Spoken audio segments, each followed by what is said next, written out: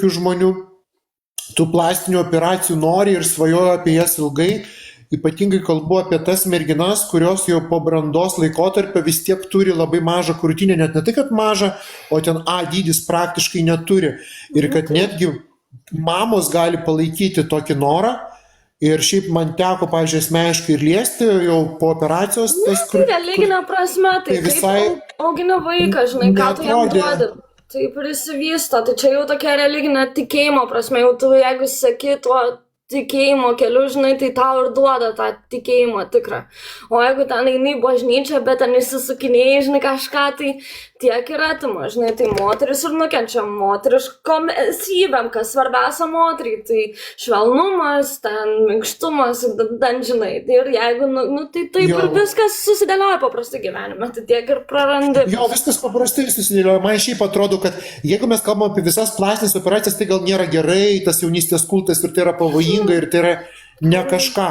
Bet jeigu galbūt yra toje visoje aibėje kažkas vieno ar du, kur šiaip visai neblogai kaip ir, bet kadangi jie turi tą visą skėtį kitų, tai atrodo tai, kad viskas blogai. Bet bent jau, tas žinias arba asmeninės patirtis, pažintis, kurias aš turėjau gyvenime, man bent jau parodė, kad visų plastinių operacijų tarp yra tam tikri atvejai operacijos, kur tikrai gali būti kaip ir į naudą. Būtina, tai vat vėlgi būtina, kodėl būtina, tai kaip ar sunku nueiti pas gydytojus pasitikrinti, ar organizmas pasiruošęs daryti, gimdyti, kurti naują gyvybę, taigi čia ne žaisliukas, čia ne lakelis, čia yra naujas žmogus, tai pasidaryti tyrimus, žinoti, ar tai bus sveika ar nesveika, ar paskui taip kaip, tai kaip, o tai gal reikalinga, faktas, bet čia nuo kitų tada priklauso, tai vėlgi aš sakau, man nesvarbu, bet man tam tikri dalykai svarbu.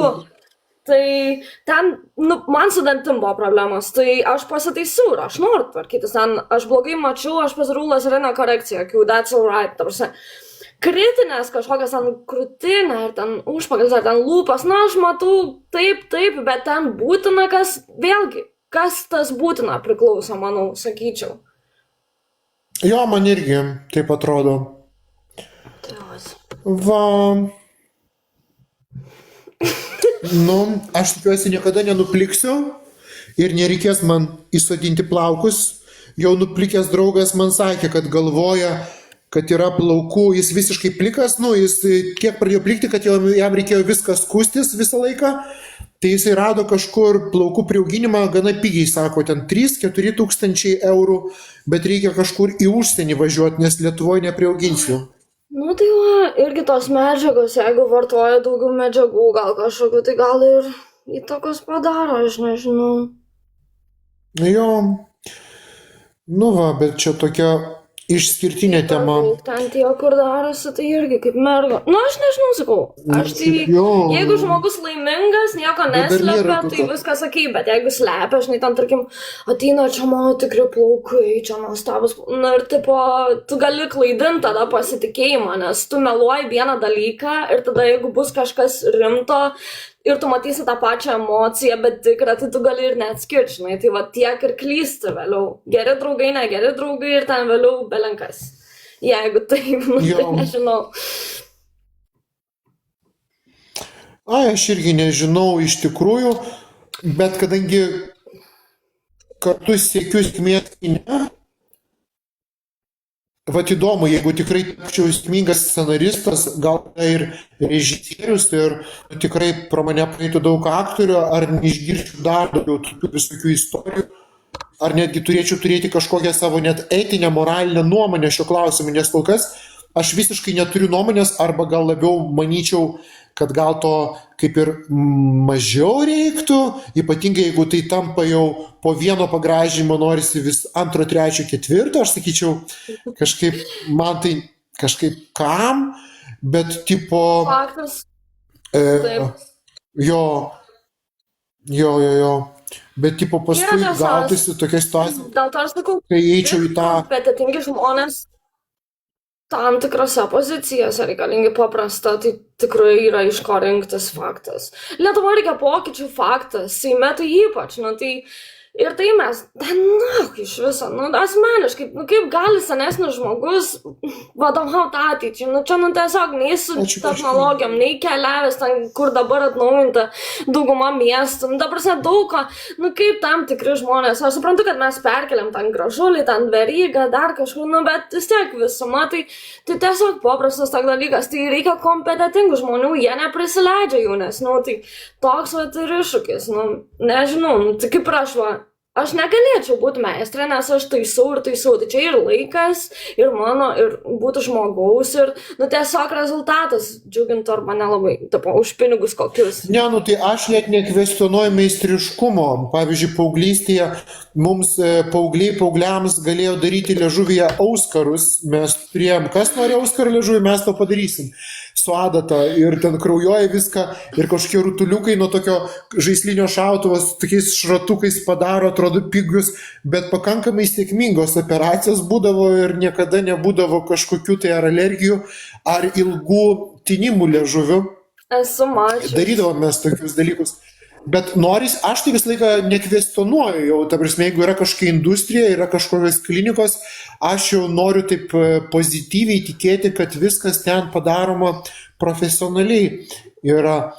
Bet, šiaip, čia yra daug visokių tokių klausimų, bet aš šiaip noriu pagirti, manau, kosmetikos industrija, kas įkinga, kosmetikos industrija irgi yra grožio industrija, bet jinai turi mažinti populiarumą plastikos chirurgijos, nes kuo geriau seksis kosmetikos industrijai, ir aš kalbu ir apie ekologišką kosmetiką, ar net ypatingai apie ekologišką kosmetiką kaip idealą, kad, nereikėtų tiesiog tų plastinių operacijų, ten nebent mes kalbam apie jo kūno kažkokius, ne, bet juk kai kurie ten, ką ten daro, kai kurie ten formas kažkokias, ar kažką. Ir šiaip kažkas tai būtų kosmetika. Ką? Yra žmonių, kurie nori savo bruožus pakeisti, jeigu tai, nuo pastangų, aš nežinau, tam tikrus dalykus aš galiu, jeigu ten nori kažkaip ten masažuoti veidą, ir ten pakeisti, ir jeigu tiki žmogus, tai gali. That's okay. Ties plastiniam. Jo, visi mes suaugę, visi mes galim daryti klaidas. Arba kartais tai gali atnešti ir papildomų galbūt galimybių. Bet kuriuo atveju. Paulius, čia pakviesk Paulius Aršauskas prisijungti kaip svečias, siunčia. Tai jeigu tu nori, tai tu gali betlint su juo tada, nes man biškai jau žiūrovai ir nukrito, tai aš biškai viena pakalbėčiau, jie grįžtų tada. Jo, tai tu pakalbėk viena, o aš varau biškai porą valandų padirbėsiu ir rytoj atvaryt man, susitinkam ryt, jo? Tai tiksliai pažiūrim, kada jisai bus ir davai susitinkam, aš tai varysiu, bet man pas dantistę. Gerai. Bet aš spėsiu, čystai spėsiu jaučiu. Tai gerai, tai tada jėga iki susitikimo. Kaip tas pastatas Žemaitaitis ir kaip tas vieta, kaip vadinasi vieta? Priekro. Magnum. Tai vis tiek laivą darysim, tai vis tiek susitiksim. Taigi laivą. Gerai.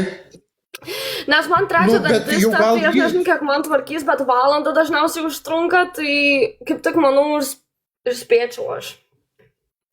Beje, kaip tu galvoji, ar aš galėčiau padaryti laivą pagal TikToko taisyklės, važiuojant pas tave iš Vilniaus į Kauną? Tai, manau, žiūrėk, jeigu tas nieks neraportins, bet būna, žinai, tų kažkokių tai žmonių, kurie raportina, tai vėlgi, kaip tu, manau, kad išeitų, nes Dačavelis, pavyzdžiui, tai visą laiką. Bet šiaip keista, nes, pavyzdžiui, Tesla automobilis ir kiti automobiliai turi planšetę vos ne savo ant ekranų. Čia matyti didžiausia problema, kad negalima išjungti komentatorių, kai važiuoja automobiliu, kad tikrai saugumą maksimalų užtikrintum ir pats tik kalbėtum važiuojant. Tai tada aš nežinau, nes aš tada... Gali pabandyti filmuoti, žinai, jeigu užraportins, tai tau tiesiog įspėjimas bus.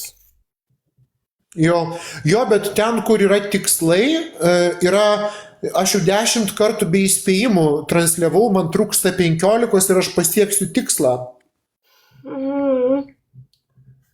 Kokį tikslą, palauk?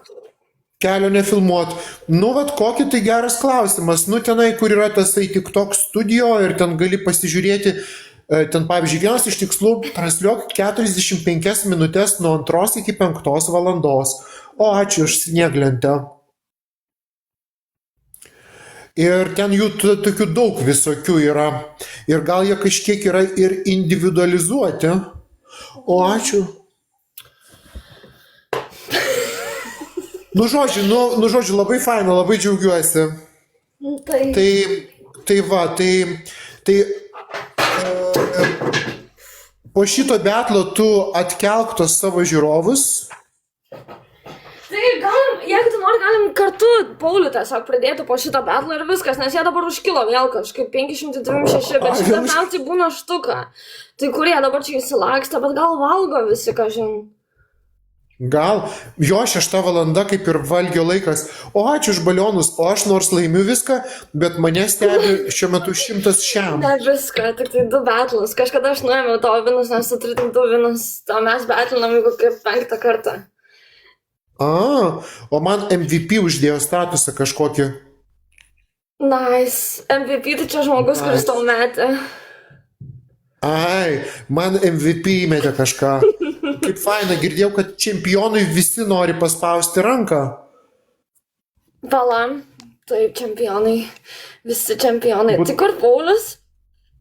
Kur? Aš jau jį patvirtinau 2 kartus, bet taip jis ir neatsirado. Laivo. Nedaro? Aš galvoju, jisai daro laivo. Nes ir vėl, o gal man TikTokas šiaip jį siūlo pakviesti, nors jis pats man nesiūlo. Ne, jisai nedaro laivo. Žinai, tu nežinai, kaip pažiūrėti iš tikrųjų, ar tu apsimeti. Nežinau, kol kas dar, bet... Yra kampe, tokie 2 rutuliukai. Tai jos tu paspaudėm ir tada žiūri draugai 14, bet tavo naujas TikTokas, tau pas tave nėra beveik nieko. Ir nors nėra beveik nieko, aš įsivaizduoju, Paulių turėtų mesti tarp pirmų draugų, o aš Pauliaus nematau draugų sąraše. Tas nefollowina? Nu, Pauliau, jeigu žiūrėtų. Ai, gal jis manęs nefollowina, nors manau, kad followina. Tai nežinau. Bet, aš šiaip draugų turiu tikrai daugiau nei 4, o man kažkodėl visi draugai tik 4 draugus rodo. Nu tai dar noriu TikTokas. Visi, kas norit, galite pafollowinti Miroslavą.